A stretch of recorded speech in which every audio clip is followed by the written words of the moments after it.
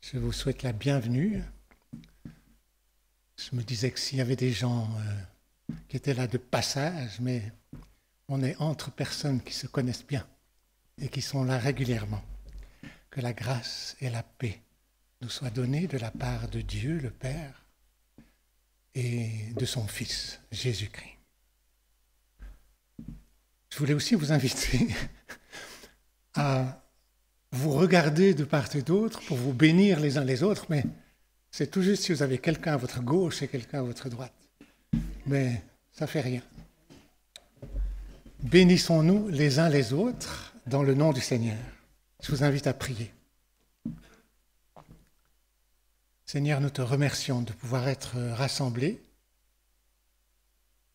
dans ce lieu pour te célébrer, pour nous souvenir de ton œuvre, pour écouter et accueillir ta parole, pour prendre ce repas ensemble que tu nous as confié, que tu nous as donné, pour nous souvenir de ce que tu as accompli à la croix, pour nous souvenir aussi que tu le prendras avec nous dans le ciel. Nous te bénissons pour toutes ces grâces et nous te prions pour toute ton Église sur la face de la terre, tous ceux qui sont rassemblés en ton nom et qui te célèbrent dans leur lieu.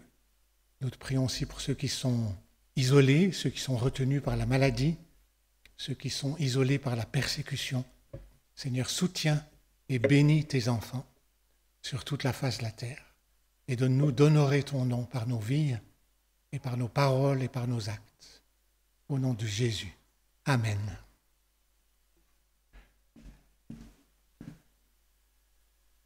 Quand on se met à table, il arrive qu'on se souvienne que ça ne va pas de soi, qu'il y ait chaque jour à manger. Souvent, on pense que c'est normal. Eh bien, il en est de même au culte. Il ne va pas de soi que chaque dimanche, nous ayons le privilège d'avoir une prédication. Il y a des pasteurs en vacances, il y a des malades. Mais aujourd'hui, nous avons le plaisir d'écouter Monique. Merci beaucoup, que le Seigneur te bénisse et que le Seigneur nous donne des cœurs qui écoutent et qui accueillent et qui gardent cette parole.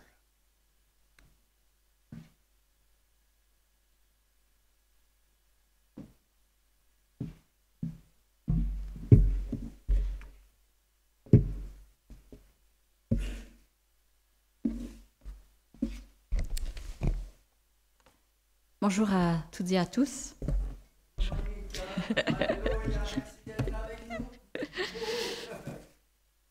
Merci beaucoup pour le temps de louange. Je vais revenir aujourd'hui dans l'évangile de Jean. J'ai remarqué récemment que j'ai tellement tourné les pages de cet évangile que j'ai une page qui en est partie. Mais l'un des thèmes récurrents dans l'évangile de Jean, c'est les miracles de Jésus. On en a déjà parlé plusieurs fois. Et l'un des éléments intéressants à ce sujet, dans l'évangile de Jean justement, c'est qu'ils ne sont pas appelés des miracles, ils sont appelés des signes. Et ce mot nous rappelle que les miracles de Jésus, ce n'étaient pas simplement des démonstrations de puissance de Dieu ou des démonstrations de la compassion de Jésus. Alors bien sûr, c'était aussi ça, on est d'accord. Mais c'était aussi des signes, c'est-à-dire des indices, si vous voulez, qui devaient aider les gens, nous aider, nous, à mieux comprendre qui était Jésus et ce qu'il était venu faire. C'est d'ailleurs pour ça que, plusieurs fois après ces miracles, Jésus il fait un long discours pour essayer de nous expliquer un peu ce que son miracle veut dire. Et puis un autre élément important concernant les miracles que Jean aborde plusieurs fois dans son évangile, c'est la réponse des gens aux miracles de Jésus. Et puis aussi, plus spécifiquement, la relation entre les miracles et puis la foi des gens. On a vu déjà que de ce côté-là, il n'y a pas d'automatisme.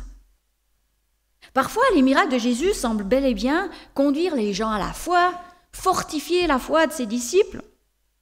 C'est d'ailleurs pour ça que Jean les raconte. À la fin de son évangile, il nous dit qu'il raconte tout ce que Jésus a fait, il dit, pour nous convaincre qu'il est le Fils de Dieu. Donc les miracles sont aussi là pour nous convaincre, pour faire naître cette foi. Mais en même temps, l'Évangile nous dit que Jésus se méfiait des gens qui le suivaient à cause de ses miracles. Et la dernière fois qu'on a médité l'Évangile de Jean ensemble, on a vu comment certaines personnes, c'était les chefs religieux surtout, les théologiens, qui savaient que Jésus faisait des miracles, le reconnaissaient, et qui connaissaient très bien l'Ancien Testament, ont malgré cela refusé de reconnaître que Jésus était le Messie. Cela nous montre que, malgré les miracles, ça ne veut pas forcément dire que quelqu'un va accepter Jésus comme le Messie, le reconnaître comme tel. Ce matin, j'aimerais lire avec vous un autre récit de miracle et m'arrêter de nouveau un peu plus spécifiquement sur la réaction des gens. Ce miracle est suivi d'un très long discours explicatif de Jésus, mais on ne va pas prendre le discours de Jésus, on va juste d'abord regarder le miracle ensemble aujourd'hui. Et je vous invite à lire Jean 6, 1 à 15. Jean 6, 1 à 15. Après cela, Jésus s'en alla de l'autre côté du lac de Galilée, ou lac de Tibériade. Une grande foule le suivait, parce que les gens voyaient les signes miraculeux qu'il faisait sur les malades. Jésus monta sur la montagne et là, il s'assit avec ses disciples. Or, la Pâque, la fête juive, était proche. Jésus leva les yeux et vit une grande foule venir vers lui. Il dit à Philippe, « Où achèterons-nous des pains pour que ces gens aient à manger ?» Il disait cela pour le mettre à l'épreuve, car lui-même savait ce qu'il allait faire. Philippe lui répondit, « Les pains qu'on aurait pour 200 pièces d'argent ne suffiraient pas pour que chacun en reçoive un peu. » Un de ses disciples, André, le frère de Simon-Pierre, lui dit, « Il y a ici un jeune garçon qui a 5 pains d'orge et 2 poissons. Mais qu'est-ce que cela pour tant de monde ?» Jésus dit, « Faites asseoir les gens. » Il y avait beaucoup d'herbe à cet endroit. Ils s'assirent donc au nombre d'environ 5000 hommes. Jésus prit les pains, remercia Dieu et les distribua aux disciples qui les donnèrent à ceux qui étaient là. Il leur distribua de même les poissons, autant qu'ils en voulurent. Lorsqu'ils furent rassasiés, il dit à ses disciples, « Rassemblez les morceaux qui restent, afin que rien ne se perde. » Ils les ramassèrent donc, et ils remplirent 12 paniers avec les morceaux qui restaient des 5 pains d'orge, après que tous eurent mangé. À la vue du signe miraculeux que Jésus avait fait, ces gens dirent, « Cet homme est vraiment le prophète qui doit venir dans le monde. » Cependant Jésus, sachant qu'ils allaient venir l'enlever pour le faire roi, se retira de nouveau sur la montagne, tout seul. Ce miracle est l'un des plus connus des miracles que Jésus a fait, la multiplication des pains. C'est le seul miracle, sauf erreur, que tous les évangiles nous racontent. Et il semble que Jésus ait fait ce genre de miracle plusieurs fois. Les évangiles mentionnent en tout cas 2 de ces fois où Jésus a fait une multiplication. Le récit que nous lisons aujourd'hui, c'est celui où il a multiplié 5 pains et 2 poissons. Que nous montre son miracle? Dans son sens premier, ce miracle nous montre la capacité de Jésus à satisfaire les besoins vitaux de son peuple. Et ce qui est vraiment mis en avance dans ce miracle, dans ce texte, c'est l'abondance des ressources de Jésus. Ça ressort partout. Tout d'abord, on le voit quand Jésus pose la question à Philippe, « Où achèterons-nous des pains pour que ces gens aient à manger ?» Philippe lui répond, « Les pains qu'on aurait pour 200 pièces d'argent ne suffiraient pas pour que chacun en reçoive un peu. » Alors il faut savoir qu'une pièce d'argent, ça représente une journée de salaire. Donc pour payer le repas pour toutes ces personnes, c'est 200 jours de travail. Si on travaille 6 jours par semaine, ça fait environ 8 mois. 8 mois de travail pour payer un repas à cette foule. Le texte nous dit qu'il y avait environ 5000 hommes présents, sans les femmes et les enfants. Donc, la plupart des commentateurs estiment en tout cas 20 000 personnes. Et malgré cela, le texte souligne que les gens mangèrent du poisson, pas juste du pain, du poisson, autant qu'ils voulurent, et qu'ils furent rassasiés. Et comme si cela ne suffisait pas, lorsque Jésus demande à ses disciples de ramasser les restes, ils en remplissent 12 paniers. Clairement, c'est un miracle d'abondance qui souligne la capacité de Jésus à satisfaire chacun selon ses besoins et au-delà. Mais ce n'est pas vraiment sur le sens de ce miracle que j'aimerais m'arrêter ce matin. J'aimerais m'arrêter plus spécifiquement, je pense qu'on parlera du sens du miracle une autre fois, sur la réaction des gens suite à ce miracle. Et ce qui est fascinant, c'est que cette fois, contrairement à ce texte qu'on a examiné la dernière fois, les gens ont vraiment compris quelque chose d'important sur Jésus à la suite de ce miracle. Qu'est-ce que les gens ont compris? Le verset 14 nous dit « À la vue du signe miraculeux que Jésus avait fait, ces gens disaient « Cet homme est vraiment le prophète qui doit venir dans le monde. » Le public de Jésus, grâce à ce miracle, a reconnu que Jésus était le prophète qui doit venir dans le monde. Alors, de quel prophète parle-t-il?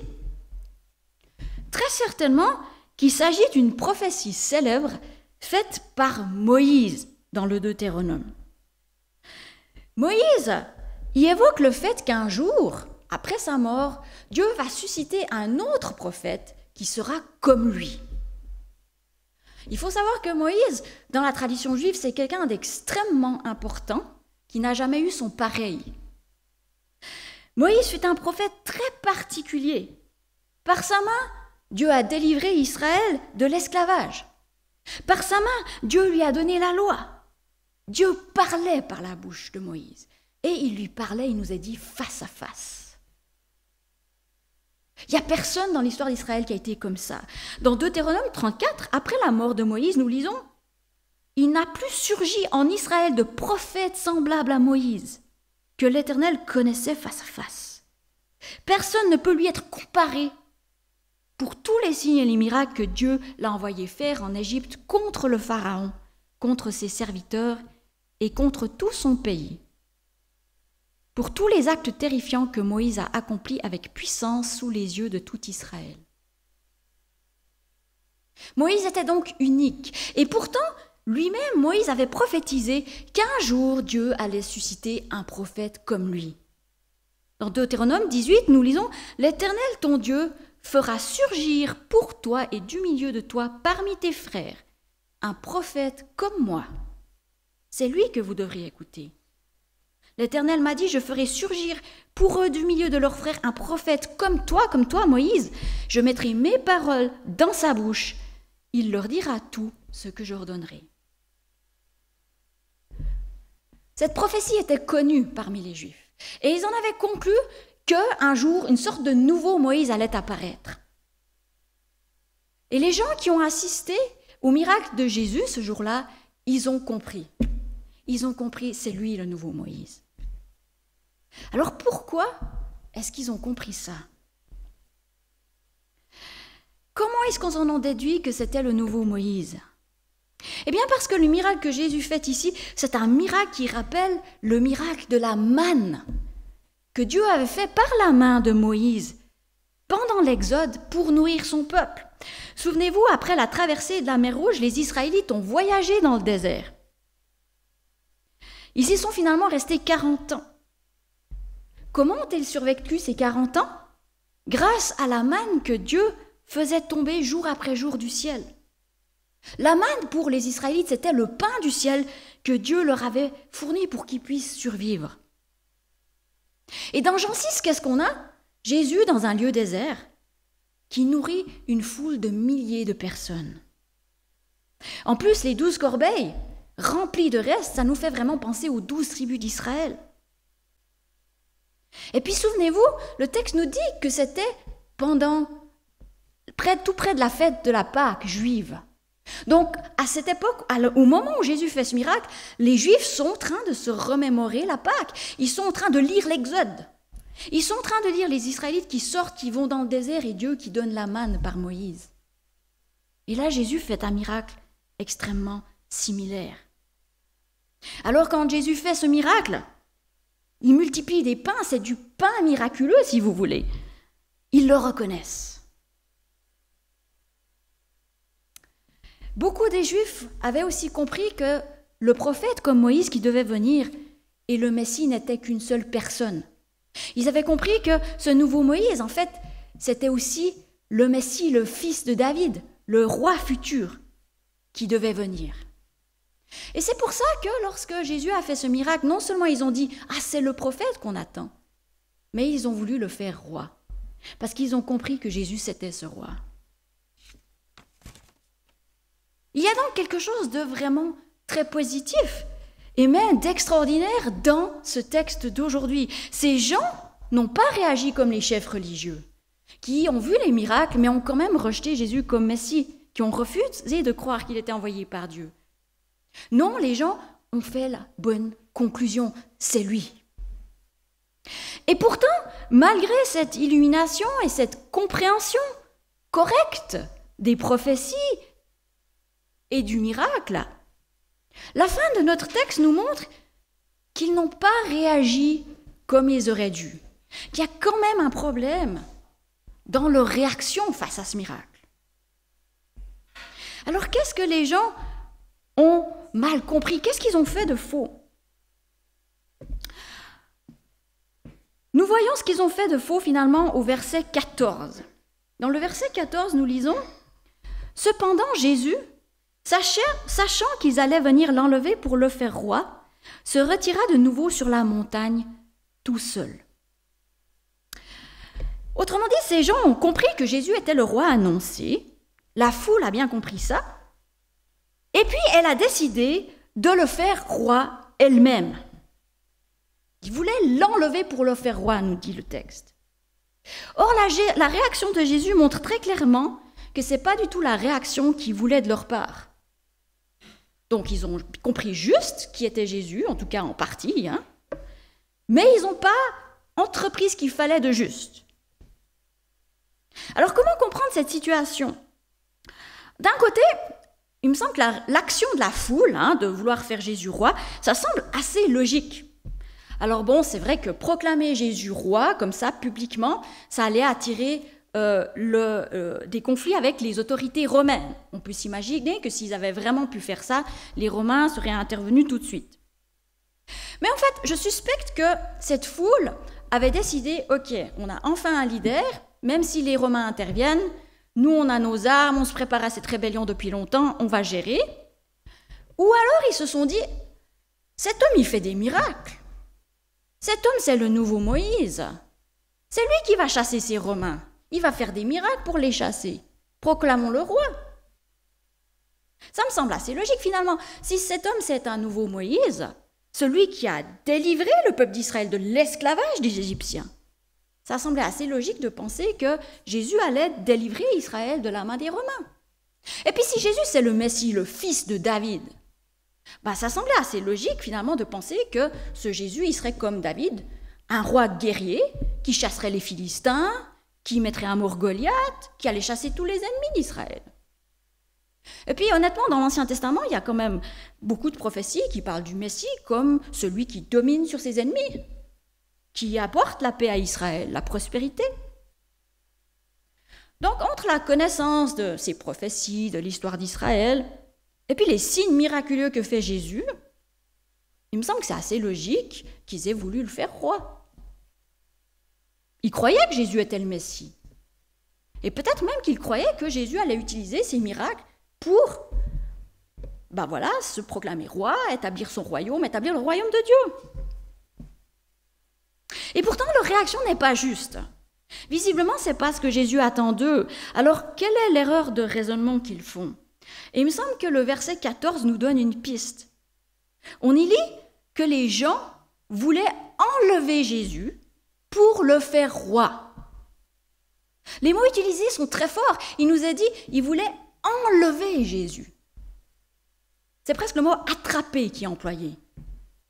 Autrement dit, ce qui se passe ici, ce n'est pas que les gens s'approchent de Jésus et lui disent « Ouah, tu es le Messie, le roi promis.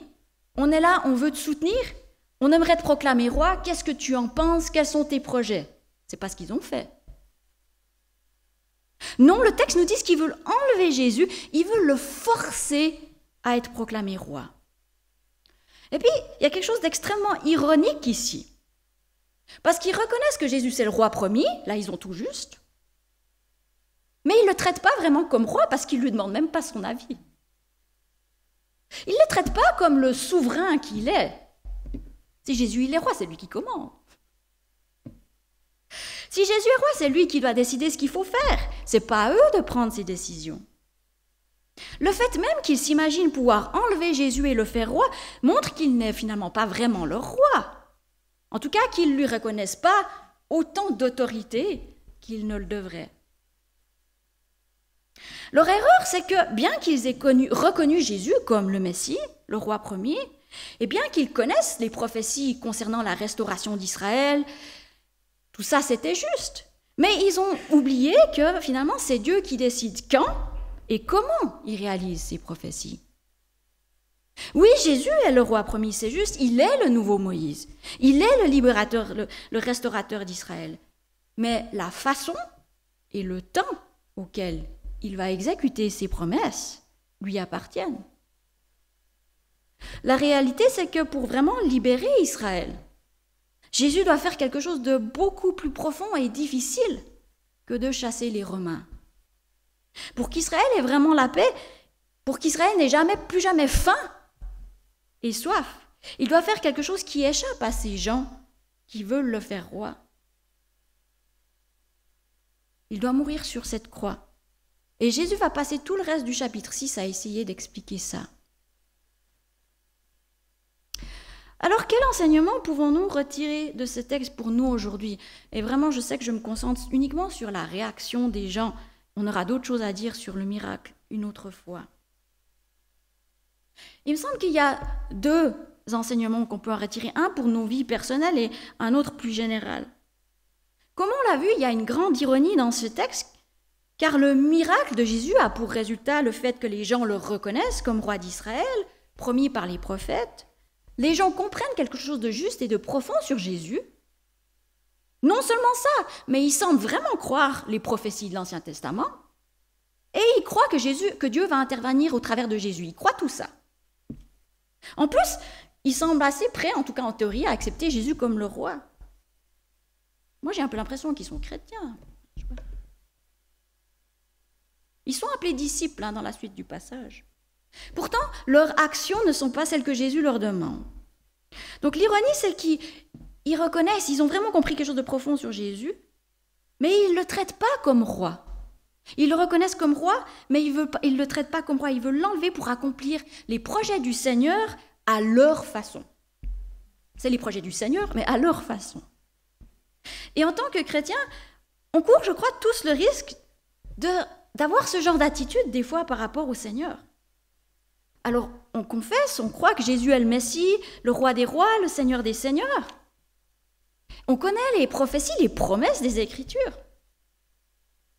Et puis, on essaye d'enrôler Jésus et ses promesses pour nos projets dans nos vies. On essaie de faire entrer le Seigneur dans nos projets à nous plutôt que de demander quels sont ses projets à lui. Et parfois, on utilise même les Écritures pour faire ça.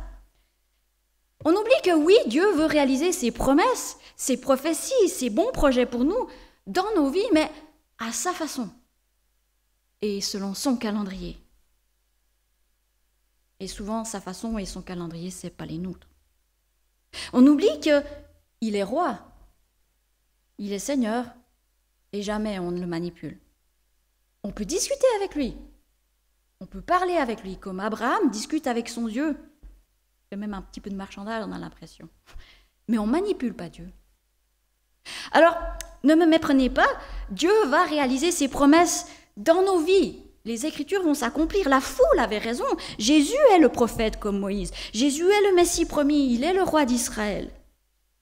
Il siège déjà à la droite de Dieu et il va revenir pour vraiment détruire ses ennemis complètement et régner de manière visible.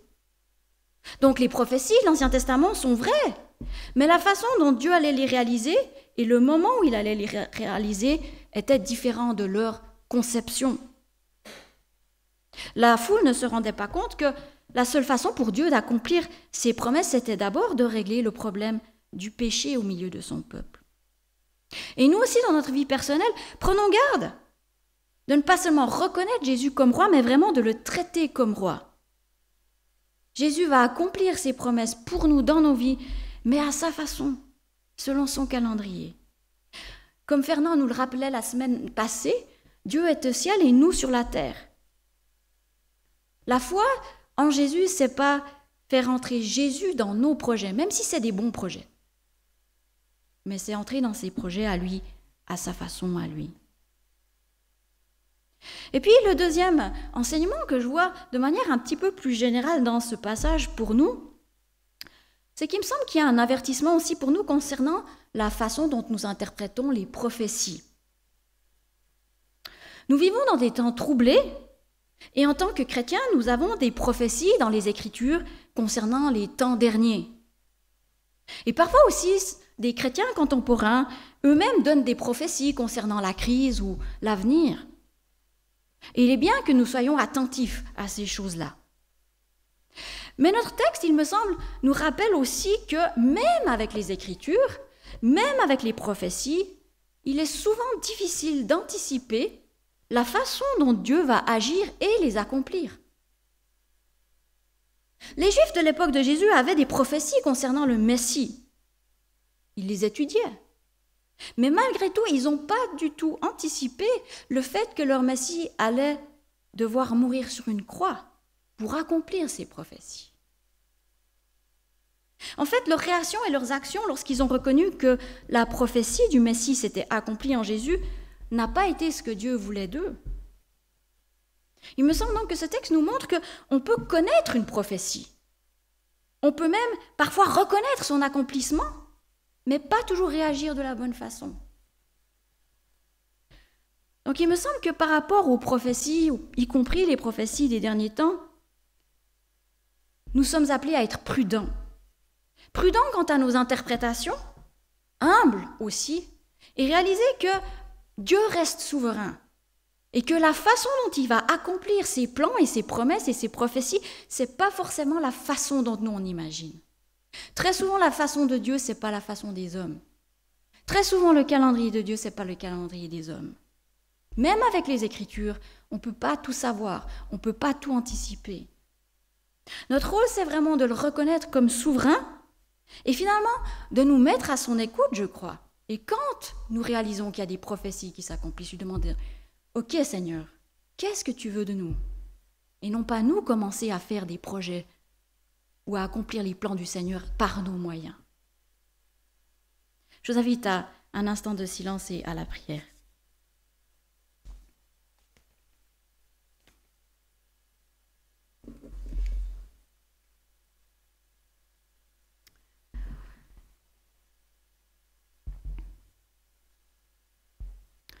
Seigneur Jésus, merci pour ce miracle qui nous rappelle que tu es un Dieu généreux, que tu es un Dieu plein de ressources, que tu as de l'abondance et que tu es celui qui peut pourvoir à tous nos besoins bien au-delà de ce que nous pouvons même imaginer et penser.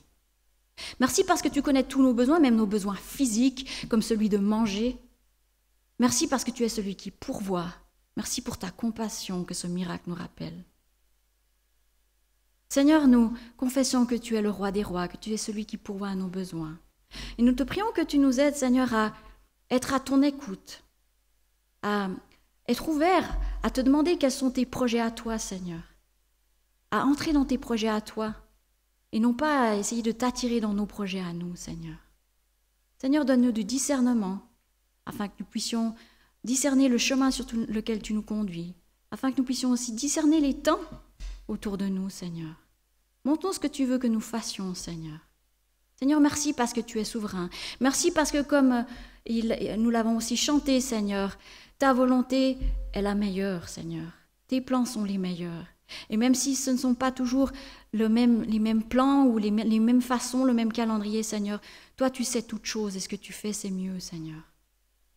Tout ce que tu fais est toujours pour le mieux. Aide-nous à te faire confiance, Seigneur. Merci pour ta parole. Amen. Nous rendons grâce à Dieu pour ce culte que nous avons pu vivre ensemble. Je vous donne quelques annonces. La marche habituelle des dames pour méditer un psaume n'a pas lieu cette semaine. Ça, c'est la première annonce. La deuxième, c'est qu'il y a un temps de prière mardi soir, ici. Comme chaque mardi soir pendant les 2 mois de juillet et d'août, les mois de vacances. Et puis, il y a aussi vendredi soir la réunion de prière, telle que nous avons l'habitude, le premier vendredi du mois. Nous avons donc la prière aussi ici, à 20h. Dimanche prochain, 2 cultes, comme d'habitude, à 9h et 10h30. Voilà, je vous souhaite un temps béni, une bonne semaine. Pour ceux qui ont des vacances, bonnes vacances. Pour ceux qui restent ici, bon courage. Soyez persévérants. Et nous allons demander la bénédiction de Dieu.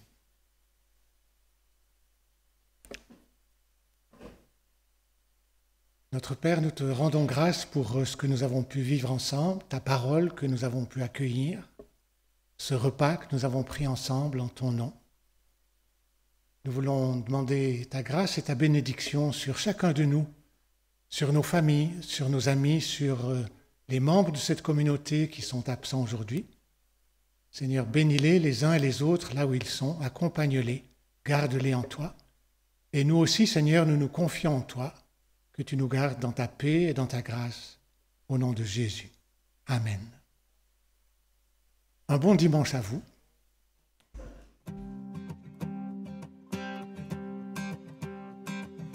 Quittant la gloire de ton ciel, tu es venu sur terre. Fils aimé du Dieu éternel, tes bras tu as ouverts.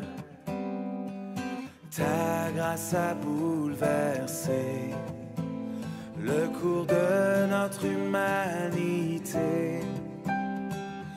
Nous crions ensemble, victoire, Christ est la lumière du monde, que sa gloire couvre la terre, puissance infinie qui libère, son nom est saint, il est saint, il est saint. Nous les fils et les filles du roi entonnons chaque jour un hymne de gloire et de joie, célébrant son amour. Les nations de la terre s'inclineront devant le Père, chanteront ensemble, victoire, Christ est la lumière du monde, que sa gloire